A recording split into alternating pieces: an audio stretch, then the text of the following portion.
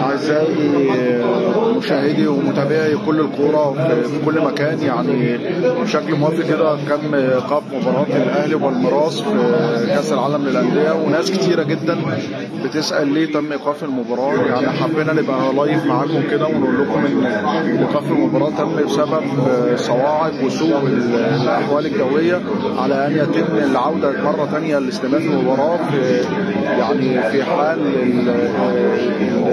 يعني ضبط المناخ. دي مش أول مباراة يحصل فيها كده، في كذا مباراة حصل فيها كده خلال الأيام اللي فاتت برضه. فالناس يعني هنا يعني تحذير من شرطة نيو جيرسي كده اللي هو لازم إيقاف المباراة، خاصة إن الأمور يعني سوء الأحوال الجوية وتجنبا للتعرض مثلا للصواعق والرعدية وكده. فتم إيقاف المباراة وتم عودة اللعيبة والجماهير زي ما احنا شايفين كده.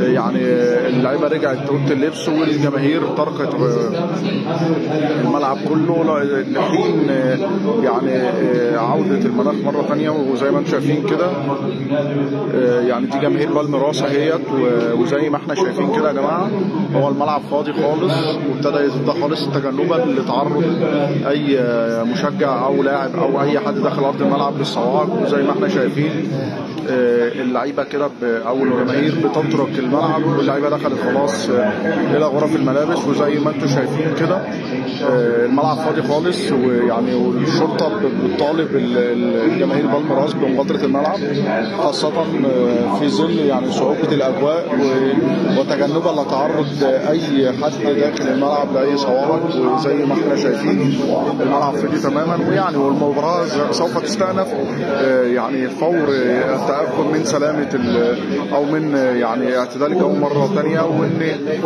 الأمور تمام فهم بيرجعوا يستأنفوا. ودي مش أول مرة تحصل في البطولة دي.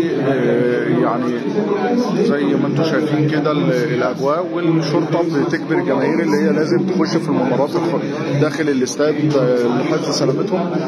يعني الجماهير يعتبر اللي هي خلاص طارت الملعب، واللعيبة كمان راحت غرف الملابس. وده الناس اللي لسه منضمه لينا لللايف. اللي حصل ان شرطه نيو جيرسي ادت تحذير ان في يعني المباراه سيتم ايقافها تجنبا لتعرض اي حد اللعيبه او الجماهير صواعق رعديه، خاصه بسبب سوء الاحوال الجويه. فالمباراه تم ايقافها بسبب سوء الاحوال الجويه. الناس اللي بتسال بتقول الماتش اتلغى، لا هو الماتش ما اتلغاش، الماتش هيتم استئنافه مره ثانيه، لكن في حال اعتدال الظروف المناخيه وان الشرطه ترجع تقول ثاني او المسؤولين يرجعوا يقولوا ثاني ان الجو عادي ممكن المباراه يتم فيها الاستئناف. طب في حال فكره ان الماتش مثلا او الامور المناخ ما اتظبطش النهارده خالص، بيتم استئناف المباراه في يوم تاني منذ الدقيقه اللي تم ايقافها بنفس نتيجه المباراه. يعني لكن يعني من ساعه لما ده حصل مش دي اول مباراه يحصل فيها كده. في مباراتين او 3 مباريات قبل كده حصل فيهم نفس المشكله اللي حاصله دلوقتي. وزي ما انتم شايفين كده دلوقتي الملعب تم اخلاؤه بالكامل بسبب سوء الاحوال الجويه وعوده الجماهير واللعيبه. يعني اللعيبه رجعت لغرف خلع الملابس، والجماهير حاليا بتدخل في الممرات الخاصه بالملعب. وده بسبب اللي يعني الظروف المناخيه اللي حصلت طارئه. يعني زي ما احنا شايفين كده يمكن جماهير الاهلي اهي موجوده وداخله للممرات. فيعني كنا حريصين ان احنا نبقى موجودين معاكم في اللايف ده عشان خاطر نوضح للناس ايه اللي حصل، ونوضح للناس ايه اللي موجود. لا الماتش مش هتلاقي، الماتش هيستأنف فور يعني عوده يعني تحسن الظروف المناخيه مره ثانيه، وان الناس تبقى في حاله من الامن والامان. يعني تم ايقاف المباراه تجنبا لتعرض اي فرد موجود داخل ارض الملعب لاي ظروف او اي موقف حصل، خاصه في ظل الصواعق الرعديه اللي ممكن تشهدها الملعب. وزي ما احنا شايفين كده الشرطه بتجبر جماهير بالميراس اللي كانت رافضه اصلا تدخل الملعب، بتجبرها على الدخول في الممرات لحمايتهم، خاصه ان الامور هنا في الصواعق الرعديه بتبقى صعبه. وزي ما احنا شايفين الشرطه موجوده بتاعت نيو جيرسي موجوده، وزي ما احنا شايفين الملعب تم ايقافه واخلاؤه بالكامل لحين يعني الاطمئنان على ظروف وحاله الظروف. كنا حريصين هنا معاكم ان احنا ننقل لكم الحدث ونحطكم اول باول في الحدث.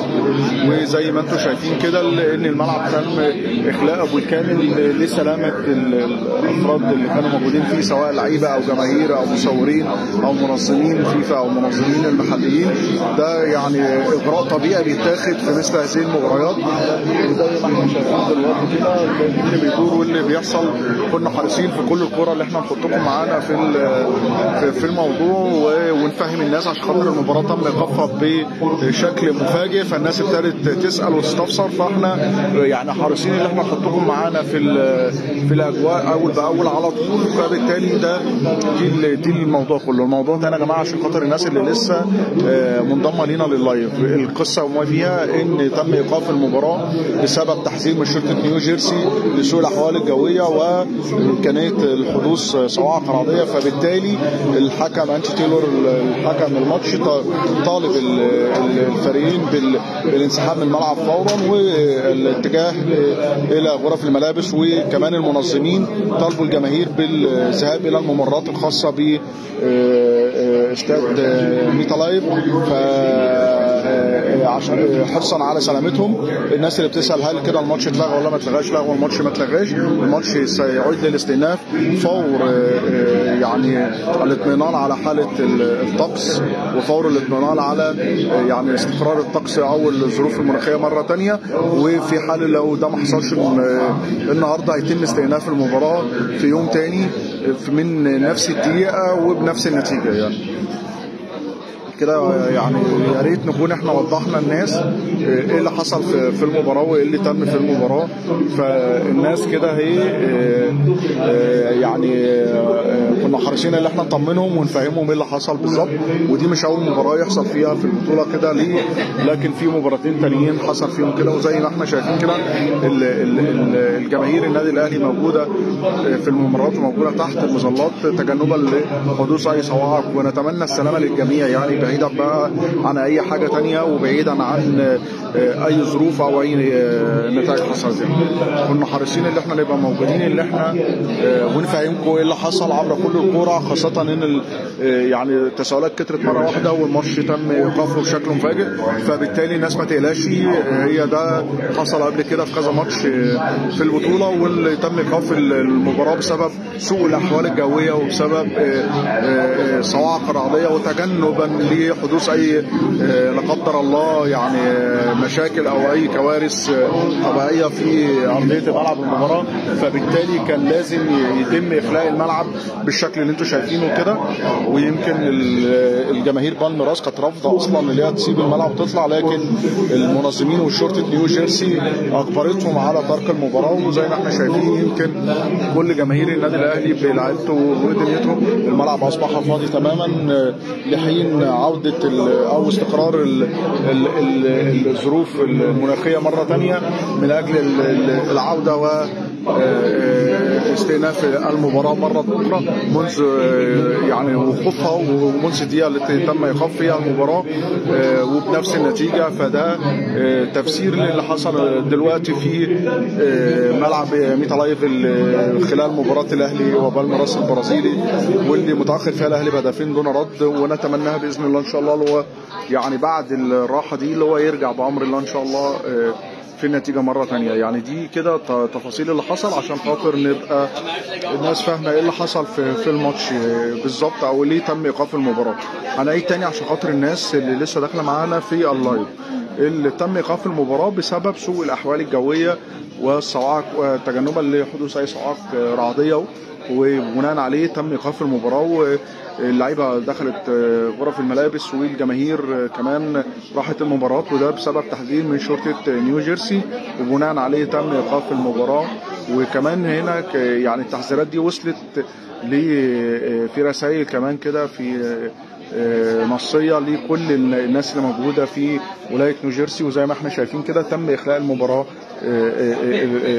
ملعب المباراه بالكامل. الناس اللي بتسال الماتش اتلغى، لا الماتش ما اتلغاش، الماتش هيرجع يتلعب تاني فور يعني استقرار الحاله المناخيه، سواء النهارده او سواء في اي يوم تاني منذ الدقيقه اللي تم ايقاف المباراه فيها بنفس النتيجه زي ما احنا شايفين كده.